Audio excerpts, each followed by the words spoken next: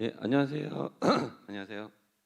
한국인터넷진흥원의 심동욱이라고 합니다. 예, 제가 데이터 안전 활용단을 맡고 있고요.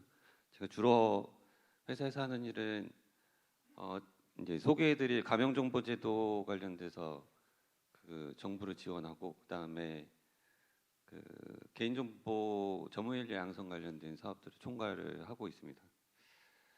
어, 오래간만에 많은 분들이 모이는 거를 뵙게 되는 것 같은데요. 예.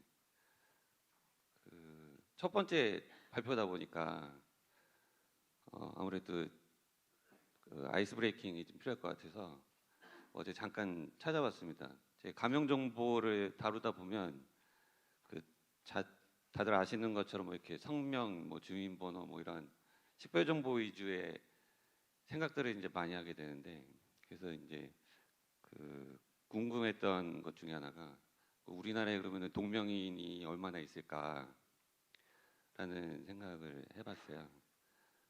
얼마나 있으실 것 같으세요, 동명이? 근데 이 자료를 찾으시다 보면은 이게 최근 자료가 있진 않더라고요.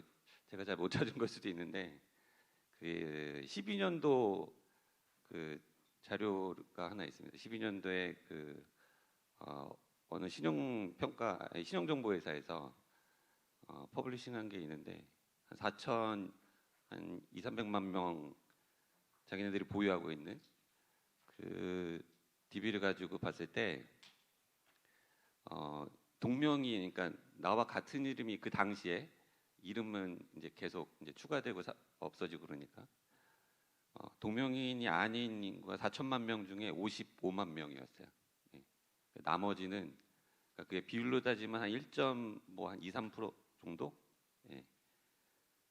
55만 명을 제외한 나머지 그 4천만 명 이상의 사람들은 나와 동일한 이름을 가진 누군가가 있다. 그리고 더 재밌는 거는 21명 이상 같은 이름을 가지고 있는 그 인원을 다 합치면은 한 4천만 명 가까이 되더라고요. 네. 그래서 동명이인이 꽤 생각보다 많더라. 그리고 게다가 이제 생년월일이 같은데 동명이인이 있을 확률도 또 계산을 했더라고요. 네. 근데 이거가 저는 이제 보고 깜짝 놀랐는데 이게 한 11점 몇 프로 정도 나오더라고요. 그러니까 생각보다 높다. 그러니까 생년월일이 같은데 이 6자리, 그쵸? 예. 주민등록번호 앞자리가 같은데 같은 이름일 확률이 10%가 넘더라고요. 그래서 이제 성명 이런 것들을 이제 아마 이 발표 중간에도 계속 이제 아마 보실 거라서, 예. 제가 이제 궁금해서 한번 찾아본 내용을 공유드리면서 발표를 시작하도록 하겠습니다. 예, 오늘 제가 말씀드릴 내용은 안전한 감염정보 처리 활용 방안인데, 이게 제도 설명 위주로 이제 한 2달 동안 계속 말씀을 드리고 있습니다. 예. 그래서 앞부분에 좀 내용을 좀 보강을 한번 해봤는데, 이 부분은 제가 이제 중간에도 말씀드리겠지만 앞으로 좀 업데이트돼야 될 사항들이 좀 많을 것 같아요. 오늘 말씀드릴 순서는 데이터 경제부터 한번 시작을 해볼까 합니다. 그리고 데이터랑 감염정보, 그리고 감염정보 제도에 대해서 이렇게 어떻게 하면 안전하게 처리할 수 있는지 말씀드릴 순서이고요. 아시는 것처럼 데이터 경제는, 예, 굉장히 큰 시대의 화두인 것 같아요. 예. 여기 상단에 이제 유엔 자료에 보시면 지금 뭐 많이들 보셨던 내용일 거예요. 예, 1초 동안 무슨 일이 벌어지는지, 뭐 이메일이 얼마나 여기 지금 한 270만 건이 발송이 된다고 하고, 뭐 구글 서치도 있고 여러 가지가 이제 있는데, 그 페이퍼에 보면은 여기에서 이제 그 토탈로 되어 있는 이 수많은 데이터들을 뭐 책으로 환산하면 한 1조 페이지 정도, 그러니까 1초에 1조 페이지 이상의 책이 이제 그 생성되는 것으로 비교를 해놨습니다. 유엔 데이터, 유엔 보고서에서는. 그렇고 데이터는 뭐 그냥 많아진다. 네, 그것도 그냥 많아지는 게 아니고 엄청 많아진다. 가는 정도로만 보시면 될 것 같고, 뭐 시장도 당연히 기하급수적으로 커지고 있겠죠. 예, 근데 이제 이 뭐 많이 인용되는 얘기인데, 예, 구슬이 서말이어도 이제 꿰어야 보배라는 속담이 데이터 쪽에서 많이, 물론 다른 분야에서도 많이 인용되긴 하는데, 결국에는 그렇게 많은 데이터들을 가지고 있는데 이제 그 활용에 눈을 뜨기 시작한 거죠.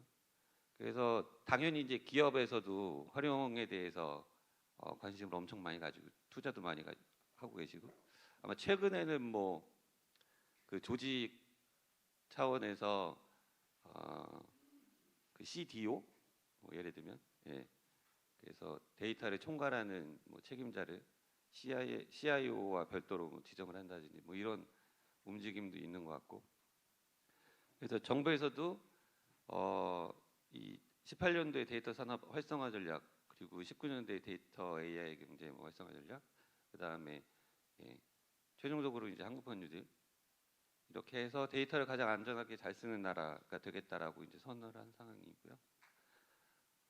키워드만 뽑으려고 이제 이거 뭐 내용을 잘 대부분 다 아마 보도를 통해서 보셨을 테라서 키워드만 이제 설명을 드리면, 여기에서 보시면은 일단은 마이데이터가 18년도에 이제 등장을 합니다. 지금 현재 마이데이터는 예를 들면은 금융, 그 다음에 공공, 그리고 보건복지, 이런 도메인별로 뭐 보건복지 같은 경우는 뭐 마이 헬스인가요? 뭐 그런 식으로 지금 움직임이 본격화되고 있는 상황이고, 그리고 이제 개인정보보호법에서는 아시는 바처럼 이제 데이터 이동권, 예, 마이데이터랑 굉장히 큰 연관이 되어 있는 데이터 이동권을 이제 법적으로 제도화 이제 하는 논의들이 같이 병행이 되고 있습니다. 지금 18년도에 나온 발표되고 그 이후로 굉장히 많이 지금 진척이 되고 있다. 그리고 18년도에 당연히 아시는 것처럼 이제 개인정보의 안전한 활용에 대해서, 예, 법제화랑 뭐 이런 것들을 포함해서 그 논의가 시작이 됐고요. 그리고 이제 18년도에 데이터에 대해서 얘기를 했다면 19년도에 데이터와 AI를 같이 묶어서 생각을 하기 시작합니다. 그리고 19년도 말에 AI 국가 전략이 또 나오고, 이렇게 이제 흐름이 연결이 될 것 같은데, 여기에서는 이제 데이터만 발췌해서 말씀드리면, 예, 또 이제 데이터에 대해서 좀 더 한 뎁스 들어가서, 예, 연구 데이터, 공공 데이터, 뭐 당연히 빅데이터 플랫폼 그 전부터 이제 있었던 게 확장되는 그런 내용들이 나오고, 예, 마지막으로는 한국판 뉴딜이 나오는데, 여기는 크게 아시는 것처럼 이제 예, 디지털 뉴딜이랑 그린 뉴딜이 있는데, 데이터 입장에서 봤을 때는 예, 데이터 댐이라고 알려져 있는 게 가장 그 핵심적인 내용일 것 같아요. 네. 데이터 댐은 결국에는 하다못해 그린 뉴딜에 있는 뭐 그린 에너지 이런 것과도 이제 연관이 될 수밖에 없는 구성이고요. 그래서 이렇게 그 데이터 경제에 대해서 이제 그 뭐 다들 관심 많고, 아까도 말씀드렸지 이게 하나의 큰 매크로한 그런 시대의 흐름이다 보니까 이런 것들을 할 때 개인정보가 이제 빠질 수가 없죠. 그래서 개인정보를 이제 저는 어차피 이제 그 개인정보 관점에서의 데이터를 설명을 드리기 위해서 이 자리에 섰기 때문에, 데이터를 저보다 훨씬 더 잘하실 수 있겠지만 크게 이제 개인정보가 포함되어 있는 데이터와 포함되어 있지 않는 데이터로 구분을 해볼 수 있겠죠. 그리고 구조화되어 있는 데이터, 구조화되어 있지 않은 데이터. 근데 뭐 이 부분은 바로 밑에 보시는 것처럼 정형 데이터, 비정형 데이터 뭐 이런 식으로 연결이 될 수 있고요. 그다음에 뭐 형태가 여러 가지로 예를 들면 정형 데이터랑 비정형 데이터가 예, 같은 선상에서 이렇게 그 매니징 돼야 되는 상황이라든지, 그다음에 예, 도메인도 이제 다른 그런 데이터가 있는데, 개인정보는 뭐 다들 아시는 것처럼 굉장히 다양한 개인정보들이 존재하죠. 예. 뭐 당연히 신원정보나 신상정보 이런 것들을 포함해서 대표적으로 뭐 예, 진료 기록이라든지 신용정보, 예, 이런 것들이 이제 개인정보에 이제 포함될 테고, 개인정보 명확하게 포함되지 않은 데이터도 또 분명할 수 있을 것 같아요. 예를 들면은 기후 정보, 그다음에 뭐 날씨를 포함해서 그리고 환경 정보 뭐 이런 것들이 개인 정보랑 크게 연결될 일은 없을 것 같다. 중간에 근데 예를 들면은 사물 정보 이런 것들은 예, 중간에 포함될 수도 있고 안 될 수도 있고 뭐 이런 상황인 것 같고요. 데이터를 가지고 있는 얼마나 가지고 있는지 어떻게 가지고 있는지 뭐 이런 부분들에 대해서 이제 참고하기 위해서 그 데이터 산업진흥원에서 발간하는 데이터 산업 현황 조사인가? 예. 그 부분에서 18년도 거랑 19년 거를 한번 좀 살펴봤습니다. 예, 여기 지금 위에 18년 거에 보시면 수집 경로가 이제 되어 있는데 데이터를 이제 어떻게 수집하는지 보시면은 회원 첫 번째가 온라인 회원 및 고객이 제공하는 데이터입니다. 예. 아시는 것처럼 우리나라 뭐 전 세계적으로도 개인 정보는 동의 기반으로 일단은 지금 제도가 정착된 지 오래됐고 계속 그거를 골자로 한 정책들이 시행이 되고 있기 때문에 고객이 제공하는 데이터가 이제 있고 그다음에 보시면은 아마 공공기관에 두 번째가 이제 공공기관에서 제공되는 데이터라고 보는데 이 부분은 아마 개인정보가 없을 가능성이 굉장히 높을 것 같고요. 그리고 SNS나 인터넷을 통해서 수집한 데이터, 네, 개인정보가 포함될 개연성이 좀 있는 거죠. 그리고 고객과 커뮤니케이션을 통해서 수집한 이거는 당연히 이제 개인정보가 포함되고 그래서 개인정보가 여기서도 이제 포함된 데이터와 포함되지 않은 데이터들이 있을 수 있다. 그리고 위에서 보신 것처럼 보유하고 있는 데이터의 이제 형식을 보면 텍스트, 이미지, 뭐 수치 데이터, 적용 데이터, 비적용 데이터 뭐 이런 식으로 다 보유를 하고 있고 18년도에는 텍스트나 이미지가 좀 많았다고 응답이 됐는데 19년도에는 수치랑 적용 데이터가 많았다라고 응답이 나온 것 같습니다. 그 맨 마지막에 그 바닥에 있는 거는 여기 자료에는 도대체 그러니까 데이터를 어느 정도 보유하고 있는지가 제가 찾을 수 없어서 다른 자료를 한번 찾다 보니까 그 델 테크놀로지에서 매년 발간하는 그 보안 관련된 그런 리포트가 있는데 거기에서 이제 글로벌 기업들이 데이터를 얼마나 가지고 있는지 뭐 나오는 게 있는데 여기는 제가 예상했던 거 개인적으로 예상했던 것보다 훨씬 더 크더라고요. 13페타가 이게 2020년 자료인가 그럴 텐데 가지고 있어서 확실히 이게 글로벌에서 좀 사이즈가 좀 있는 회사들 위주로 조사가 된 건가 생각을 했었습니다. 아무튼 이 정도 글로벌에서는 가지고 있다라고 보고 있다.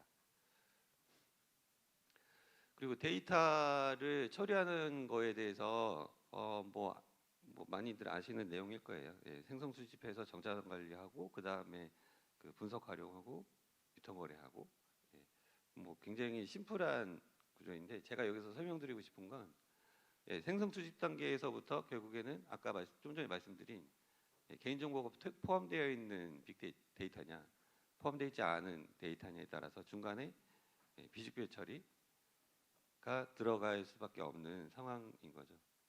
예를 들면은 이 비식별 처리가 필요로 하지 않은 경우는 아마 없을 것 같고 예를 들면 동의를 받아서 동의받은 목적 범위 내에서 활용한다거나 물론 이 부분이 아마 마이데이터까지 포괄하는 개념일 거예요. 크게 봤을 때 마이데이터도 안전 처리를 위해서 뭐 가명 처리를 한다든지 뭐 할 수는 있지만 그 제도적으로는 당연히 동의 기반이라서 그러니까 마이데이터나 동의 기반으로 하는 것 이외의 것들은 비식별 처리가 필요할 수 있겠다. 그래서 데이터 처리 절차 안에서도 이제 비식별이 충분히 감안이 돼야 되는 상황이고 이 부분은 이제 그래서 데이터 처리 과정에서 이제 비식별이 필요하다 해서 그럼 비식별이 그러면은 어느 정도로 처리가 돼야 되느냐 이거에 대해서 그냥 개념적으로 설명드리기 위해서 넣어놓은 건데 이 하이트러스트라고 하는 곳은 미국의 이제 보안 회사입니다. 어떻게 보면 보안 회사인데 보건 의료 쪽 분야에 특화되어 있고, 그리고 비식별 관련된 별도의 솔루션이나 원래 이제 뭐 리스크 매니지먼트를 포함해서 뭐 여러 가지 이제 그런 그 사업들을 하는데, 거기에서 이제 재밌는 거는 여기서 비식별 관련된 그 교육도 이제 하고, 그 다음에 뭐 자격제도도 하고 있어서 저희가 예전에 한번 본 사례가 있습니다. 근데 여기 보시면은 오른쪽에 보시면은 예, 하이 리스크 컨텍스트 인 경우에는 시그니피컨트 오니마이제이션을 해야 되는, 가끔 외국 익명 관련 페이퍼에서 보시면 물론 가명도 포함인데 이게 약한 익명이냐 강한 익명이냐, 뭐 익명의 정도가 엄격하냐 덜 엄격하냐, 뭐 이런 표현들이 이제 자주 등장합니다. 그래서 이거가 어차피 지금 경계, 그러니까 여기서 보시는 것처럼 스펙트럼 자체가 굉장히 넓다. 이 개인 식별 가능성에 대한 스펙트럼이 넓은 만큼 비식별 조치에 대한 스펙트럼도 굉장히 넓다. 그게 결국에는 이 리스크 베이스에서 평가가 돼야 돼서 평가가 되고 그거에 대한 처리를 함으로써 결정이 될 것이다라는 말씀을 드릴 수 있고, 이거는 좀 더 이제 한 뎁스 더 내려가서 설명을 드리기 위해서 넣는 건데, 데이터 저널리즘닷컴에서 이제 발췌를 한 겁니다. 보시면은 여기 상단에 보시면 여기는 이제 데이트 오브 버스인데 5기가 났고요. 이게 절대적인 수치는 당연히 아니죠. 상대적으로 이제 가야 되는 건데, 생년월일이나 이름 이런 것들은 당연히 식별 가능성이 높을 수밖에 없습니다. 근데 반대로 구매 목록이라든지 뭐 영화의 선호도라든지 뭐 이런 것들은 식별 가능성이 낮겠죠. 근데 반대로 식별 가능성뿐만 아니고 왼쪽에 보시는 그 민감도, 우리로 치면 이제 민감 정보에 해당되는지 어느 정도 해당되는지 뭐 그런 개념일 텐데, 위치 정보나 건강 정보 이런 것들이 민감도가 당연히 높은 것으로 되어 있습니다. 여기에서 보시면은 근데 이게 이제 그 좀 전에 말씀드렸던 것처럼 절대적이지 않다라고 말씀을 드린 이유가, 로케이션 데이터가 민감도가 굉장히 낮고 로케이션 데이터만으로는 개인 식별 그 가능성이 이제 낮다라고 볼 수도 있는데, 이게 예를 들면 어디에서 누가 처리하느냐에 따라서 이 개인 식별 가능성이 완전히 바뀌게 됩니다. 그런 이게 상대적인 개념 그 일태고요. 그리고 뭐 어떤 분들은 위치 정보가 건강 정보보다 더 민감도가 높단 말이야, 뭐 이렇게 생각하실 수도 있는데 그것 또한 또 상대적일 수 있다.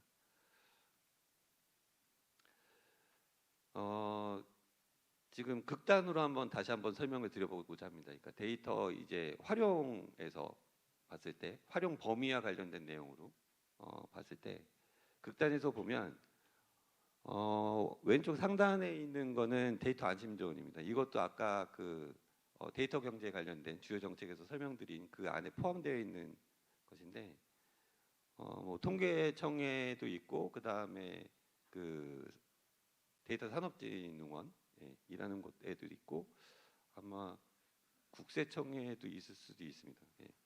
이런 공간이 이게 뭐냐면 아시는 것처럼 기술적, 관리적, 그 물리적 보안 조치가 아주 잘 되어 있는 그런 공간을 이제 만들어서 그 안에서 데이터들이 안심되게 안심할 수 있는 상황에서 이제 처리가 되는 그런 공간인 거죠. 이거의 극단은 여기 지금 data.go.kr에 있는 내용인데 오른쪽 하단에 데이터 공개 그러니까 공공 데이터입니다. 공공 데이터 포털에 있는 내용인데 지금 한 3만 몇천 건이 이제 오픈이 되어 있더라고요. 보니까 제공 기간 수는 한 950개 정도 되는 것 같은데, 이거는 완전 말 그대로 이제 그 공개되어 있는 데이터입니다. 예, 그러면은 이 데이터 안심존과 데이터 공개된 데이터, 예, 이거의 가장 결정적 차이는 저 개인적으로는 어떻게 보냐면, 결국에는 개인정보 판단할 때 다시 법으로 돌아갈 수밖에 없는데, 예, 이게 다른 정보의 입수 가능성에 굉장히 큰 차이를 둔다. 결국에는 내가 처리하고 있는, 그 다음에 처리하는 내가, 그 다음에 처리하는 환경에서 어떤 다른 정보를 입수해서 그거를 결합해가지고 특정 개인을 알아볼 수 있느냐, 이게 이제 관건이라는 거죠. 그래서 데이터 안심존에서는 어떤 일종의 이제 아까 말씀드린 그런 어떤 단절된, 그 다음에 굉장히 스페시픽한 그런 상황들을 설정을 해놓고, 여기에서는 당연히 만약에 그 원래 계획된 대로 통제가 된다면 이 통제된 공간에서는 입수 가능성이 거의 제로에 가까울 것이다. 그리고 뒤에 설명들이 지금 감염 정보 결합할 때 이제 필요하는 그 결합 전문기관의 그 시설 또한 이 데이터 안심존과 똑같다라는 내용입니다. 이게 통제된 그 상황이냐 아니냐. 반대로 그러면은 데이터 공개, 예, 하는 부분인데, 이 부분은 실제로 이 공개된 데이터가 누가 어떻게, 예, 어디에 어떤 환경에서, 예, 어떤 목적으로 어디까지 쓸지, 이게 완전 다 그 불특정한 상황인 거죠.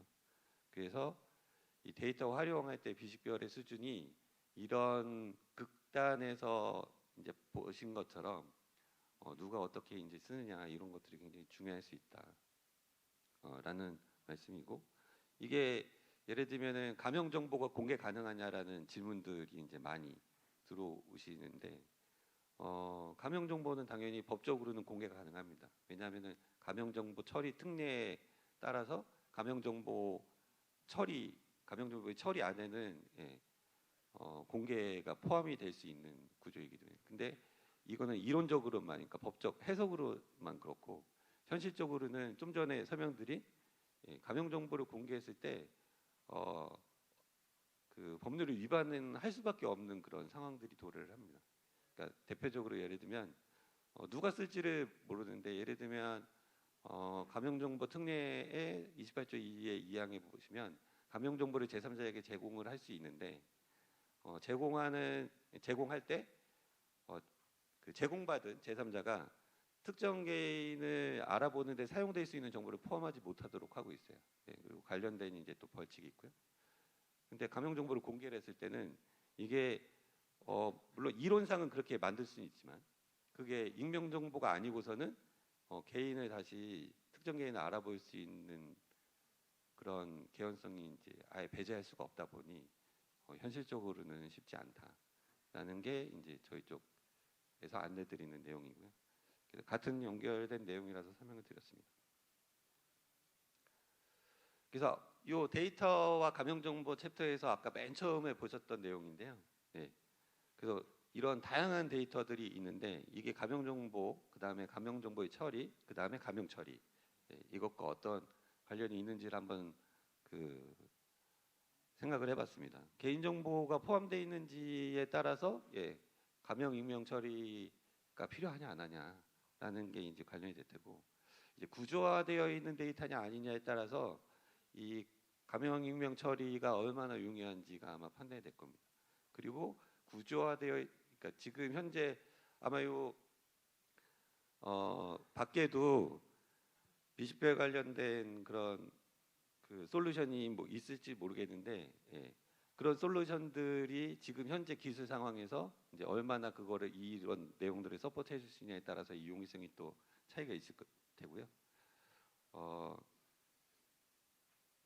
뭐 어떤 형태의 이제 데이터냐에 따라서 뭐 라운딩을 할 거냐, 아니면은 뭐 대체를 그 해시나 아니면은 암호를 써서 대체 값을 만들 거냐, 뭐 이런 것들이 이제 달라질 테고요. 뭐 그렇습니다. 그리고 다양한 도메인에서 이제 봤을 때는 데이터 특성을 감안을 한다든지, 그 다음에 특이 정보가 달라진다든지, 예를 들면은 교육 같은 경우에는 굉장히 그 이제 하이스코어에 있는 그런 데이터들, 그런 것들이 이제 특이 정보가 될 수 있을 테고, 행정 같은 경우에는 이제 고액 체납자 예를 들면 그런 것들이 이제 특이 정보가 될 수 있을 것 같고, 보건의료 쪽 뭐 당연히 맨날 나오는 뭐 희귀 질병이라든지 뭐 이런 것들이 특이 정보가 될 수 있을 것 같습니다.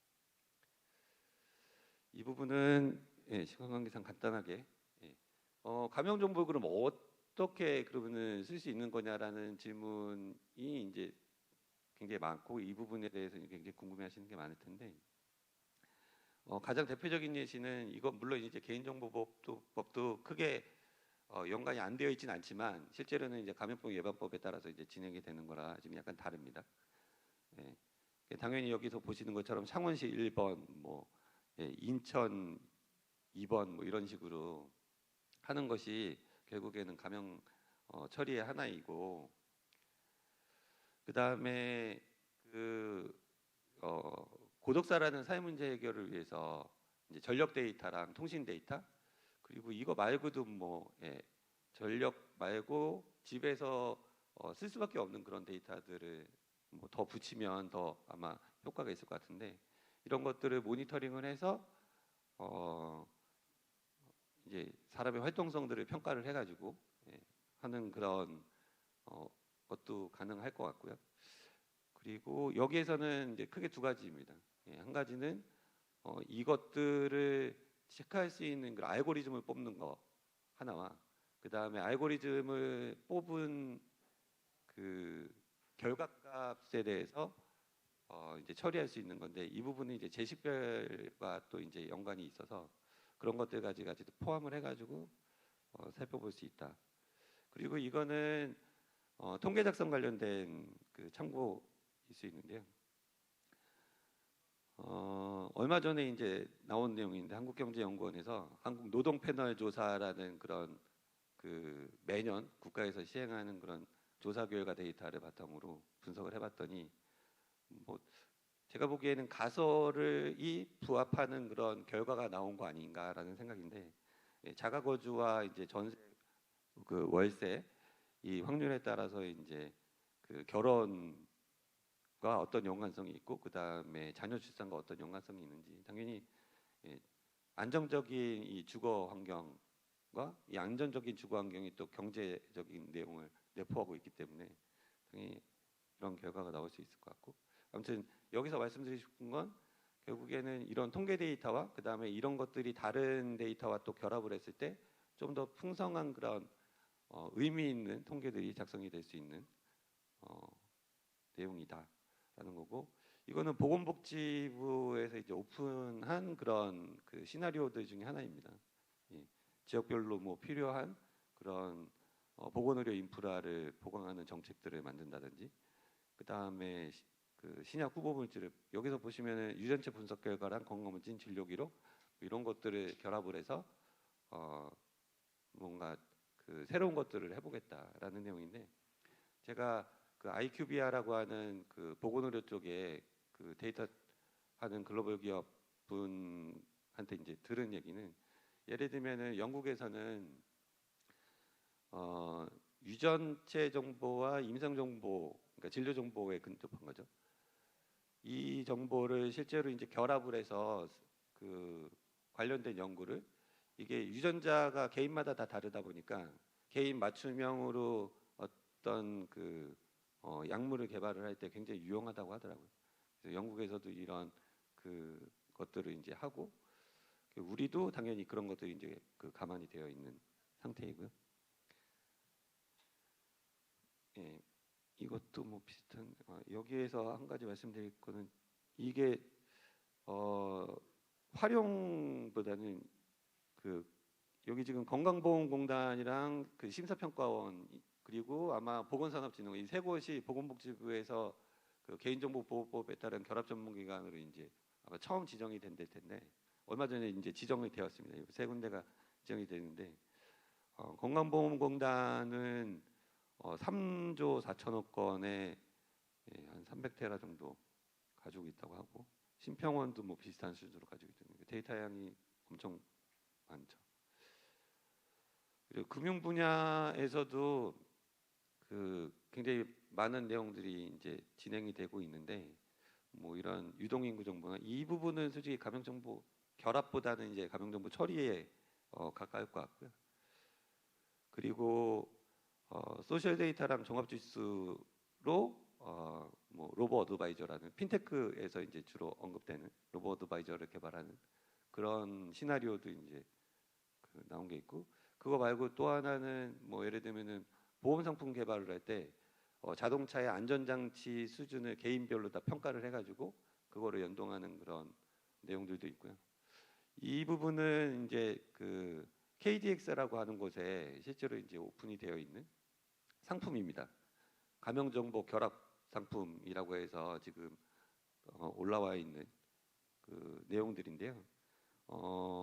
아마 이게 관련된 기사를 보신 적이 있으실 거예요. 부산 관광 그러니까 그 휴가 시즌에 부산에서 사람들이 뭘 하는지를 뭐 알 수 있다 뭐 이런 타이틀로 아마 나갔을 텐데, 카드 이용 데이터랑 통신 데이터, 그래서 이동 동선에 따른 소비 정보를 분석할 수 있는 그런 가명 정보 결합 상품을 오픈했다. 신한카드랑 SK텔레콤 데이터를 이제 썼고, 그 다음에 밑에 거는 신한카드랑 GS 편의점 데이터를 이제 결합을 했는데, 아시는 것처럼 카드 이용 내역에는 이제 결제 언제 어디에서 얼마만큼 누가 결제했는지밖에 이제 안 나오니까. 근데 그 결제 내역 안에는 결국에는 품목이 없죠. 예. 그러니까 그거를 분석하고 싶으면 이제 데이터를 결합을 해야 됩니다. 근데 반대로 그러면 편의점에서 뭘 못 가지고 있을 가능성이 없느냐? 예. 누가가 없는 거예요. 그래서 이런 가명 정보 결합도 가능하고, 뭐 이거를 좀 더 응용을 해보면 예를 들면 카드 이용 데이터랑 예를 들면은 뭐 그 식당에서 만약에 그 요즘은 뭐 포스가 잘 돼 있다 보니까 포스에서 뭘 먹었는지가 다 찍히잖아요. 그러면은 그 내용이랑 같이 연계를 하면 똑같이 이제 사람들이 외식을 어떤 메뉴를 어느 지역에서 뭐 이런 것들도 이제 가명 정보 결합으로 가능하지 않을까. 마지막은 금융 데이터랑 이제 부동산 데이터를 결합한 그런 상품이고요. 예, 이렇게 가명 정보를 처리를 하는 것들이 이제부터 이제 많이 만들어 나가야 되는 상황이라고 저희는 보고 있고요. 예. 이게 뭐 이렇게 인사이트라고 제가 적어놓긴 했는데, 실제로 인사이트를 만들어내는 거는 누가 어느 정보를 어느 정도 많이, 그 다음에 어느 뎁스로 가지고 있는지를 많이 알수록, 그리고 그런 것들을 자주 돌려볼수록 많이 나올 수 있을 것 같아요. 예. 그리고 그런 것들이 이제 제도적인 거나 아니면 기술적으로 서포트가 되는 그런 구조가 맞는 게 아닌가. 그래서 뭐 공공이든 민간이든 아니면 이제 데이터 사이언티스트든 뭐 연구 조직이든 다 같이 이제 그 뭔가 새로운 것들을 만들어내는 지금 과정상에 있기 때문에, 아마 다음번에 제가 이 자리에 다시 쓰거나 아니면 다른 자리에서 이런 사례들이 있어요라고 이제 말씀드리는 것이 가장 아마 바람직할 것 같다. 그리고 이게 이제 근데 뭐 어느 기관에서 뭐 이렇게 한다 그래가지고 되는 건 아니고 이런 부분들을 잘 활용을 해서 같이 이제 그 진행이 돼야 되는 상황인 것 같고요. 그래서 좀 전에 보신 것처럼 그런 가명 정보 처리나 그 다음에 가명 정보를 결합해서 처리를 하는거나 하기 위해서는 지금 개인정보보호법, 그 다음에 물론 신용정보법에도 있습니다. 예. 개인정보보호법의 3장 3자 그 가명정보 처리 특례에 따라서 이제 진행이 될 텐데요. 보시는 것처럼 가명정보 처리에는 일단 첫 번째 아셔야 될 게 목적 제한이 있습니다. 예. 통계 작성이랑 과학적 연구 공익적 기록 보전을 목적으로만 그 허용이 되고요. 이 특별히 이제 그 제한을 하지 않는 내용은 결국에는 아까 말씀드렸던 동의를 받지 않는 겁니다. 정보 주체의 동의 없이 처리가 가능하다라는 내용이 핵심이고, 여기에서 처리는 법상에서의 처리와 동일하다. 그리고 가명 정보를 제3자에게 제공할 수도 있습니다. 아까 말씀드렸던 것처럼 제공할 수도 있고. 근데 이제 서로 다른 개인정보 처리자 간의 가명 정보를 결합할 때는 또 다른 이제 제한이 들어가는데, 보호기나 중앙행정기관의 장이 지정한 전문기관에서만 결합을 하게 됩니다. 지금 금융위에서는 지정정보원이랑 그다음에 금보원 두 군데가 지정이 돼 있고, 보건복지부는 좀 전에 말씀드렸고, 그리고 지금 개인정보보호위원회에서도 지정 공고가 이미 종료가 돼서 지정 심사를 지금 진행을 하고 있는 것으로 알고 있고, 그다음에 과기정통부에서도 지정 신청 그 공고 지정 공고가 종료가 돼서 그 후속 절차가 진행 중인 것으로 알고 있습니다. 뭐 다른 이제 부처에서도 진행할 수 있는 사항들이고요. 그 여기서 설명드릴 거는 이 전문기관을 통해서 결합되는 거는 서로 다른 개인정보 처리자 간의 결합만이고요. 그러면은 동일한 개인정보 처리자 내에서의 예를 들면 A 부서가 그 매니징하는 그런 데이터와 B 부서가 매니징하는 데이터는 그럼 여기에서 결합해야 되냐? 아닙니다. 네. 내부에서 그냥 처리하시면 됩니다. 그리고 이런 그 가명 정보의 처리를 위해서 이제 몇 가지 이제 안전 조치들이 이제 있습니다. 가명 정보 관련된 기록을 작성 보관해야 된다든지, 그 가명 처리 과정에서 생성되는 그런 추가 정보를 분리 보관하거나, 그 다음에 접근 권한도 분리해야 되는 상황. 그 다음에 이제 금지 사항이 이제 나오긴 하는데 제식별이 또 금지되어 있고요. 그리고 당연히 가명 정보는 개인 정보에 개념적으로 포함되어 있기 때문에 그 개인 정보와 그 보호 조치를 해야 되는 것과 동일하게 진행을 해야 되는 상황입니다. 뭐 금지 사항인데 여기서 말씀드리고 싶은 건 이게 굉장히 강력한 그 과징금과 형벌 규정으로 되어 있어서, 벌칙 규정으로 되어 있어서 이 우려가 이제 굉장히 많으신 것으로 알고 있는데, 근데 이제 무조건 그 처벌하는 게 아니고 누구든지 특정 개인을 알아보기 위한 목적으로 이게 목적성이 있어야 됩니다. 그래서 무조건 이제 뭐 제기표가 됐다 그러고 처리되는 게 아니니까 그 뭐 이렇게 벌칙을 받는 게 아니고요. 목적성이 입증이 돼야 벌칙 그 처벌을 받는다 하는 내용이고, 안전한 가명 정보 처리를 이제 그 랩업하기 위해서 저희 쪽 내용은 뭐 아시는 것처럼 아까 말씀드린 가이드라인, 이제 보호위에서 발간한 가이드라인도 있고, 그 다음에 보건복지 쪽도 이제 가이드라인이 나왔고, 그 다음에 금융 쪽도 이미 나와 있고, 그래서 그것들은 그냥 참고해서 살펴보시면 될 겁니다. 그리고 뭐 교육부, 예를 들면 교육부에서도 이제 가이드라인을 의견 수렴하고 있는 걸로 알고 있는데, 그러니까 도메인별로 지금 가명 정보 처리나 아니면은 데이터를 안전하게 활용하기 위해서 어떤 것들이 필요한지를 계속 이제 후속으로 내고 있고요. 그러니까 여기서 지금 보시면은 영국 자료인데 좀 됐습니다. 그 당시에도 이게 뭐 가명을 딱히 이제 염두에 두고 얘기한 건 아니고 아마 그 익명을 베이스로 얘기를 한 걸 텐데, 그 저희가 지금 그 말씀드리는 가이드라인의 기본 골자랑 크게 다르지 않아서 같이 이제 그 묶어서 설명을 드리려고 해놓은 건데요. 첫 번째는 이 프로젝트가 어떤 목적으로 돼 있느냐. 여기 보시면은 뭐 윤리나 뭐 공익이나 이런 것들이 있는데 이런 부분까지는 아니고 목적성에 대해서 뭐가 되어 있는지, 그 다음에 누가 처리를 하는지, 그러니까 가명 정보 처리의 주체가 누구인지, 그 다음에 이제 기술적 요소가 이제 또 들어가죠. 데이터를 이제 안전하게 만드는 그런 작업들이 되어 있는. 그 다음에 이 세팅은 이제 어떤 안전한 환경에서 처리되는지 그런 것들이 되어 있고, 아웃풋은 활용 범위라든지 그런 부분들이 되어 있습니다. 그래서 크게 세 가지로 요약해서 설명드리면, 가명 정보 처리할 때 안전성을 확보하기 위해서 첫 번째는 목적. 내가 뭘 위해서 이 가명 정보를 처리하는지, 이게 가장 중요하고, 그 다음에 그 위험 측정을 기반으로 해서 기술적 조치, 그게 이제 비식별 처리, 가명 익명 처리를 필요한 거고, 이 부분이 하고, 그 다음에 처리된 내용을 활용할 때 안전하게 그 아까 보시면은 안전 조치, 추가 정보의 분리 보관이나 이런 것들이 있는 것처럼 그렇게 해주시면은 그 부분이 핵심일 것 같고요. 네, 단장님 정리 부탁드리겠습니다. 네. 마지막은 이제 그 개인정보 정보보호 데이터, 이렇게 크게 세 가지가 있는데, 예전에는 개인정보와 그 정보보호의 접점이 예를 들면 개인정보의 보호 조치, 이런 것들이 이제 될 텐데 개인정보랑 데이터는 그렇게 접점이 없었죠. 네. 근데 이제 가명정보가 들어오면서 개인정보를 활용할 때 이제 가명정보라는 그 교집합이 생성이 되고, 그 다음에 개인정보를 보다 좀 안전하게 처리하기 위한 기술적 요소로서 가명 처리를 할 때는 또 정보보호랑 연결이 되는.